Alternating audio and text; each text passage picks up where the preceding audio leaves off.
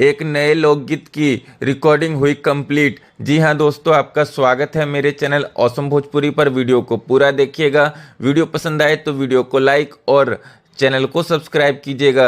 दोस्तों, power star Pawan Singh का लगभग 10 दिनों से कोई भी नया गाना नहीं आया है। पावर स्टार पवन सिंह का 11 दिन पहले टिकुलिया ए राजा गाना वायरल भोजपुरी चैनल से आया था, जो कि 10 मिलियन व्यूज के साथ फिलहाल म्यूजिक सेक्शन में टॉप पर ट्रेंड कर रहा है। ऐसे में दोस्तों, पावर स्टार पवन सिंह के नए लोकगीत से जुड़ी बड़ी खबर आ रही है। दोस्तों, दरअसल पावर स्टार पवन सिंह का आज सुबह से ही सोशल मीडिया पर एक रिकॉर्डिंग टाइम का वीडियो वायरल हो रहा है, जिससे ये दावा किया जा रहा है कि लोकगीत का रिकॉर्डिंग कंप्लीट किया गया है। जी हाँ दोस्तों, आपने बिल्कुल सही सुना, एक लोकगीत का रिकॉर्डिंग कंप्लीट हो चुका है। तो दोस्तों, 2 से 3 दिनों में नया गाना आने की पूरी उम्मीद है। दोस्तों, आपको ये वीडियो कैसा लगा कमेंट करके ज़रूर बताइएगा। फिर मिलते हैं किसी नए वीडियो में। धन्यवाद।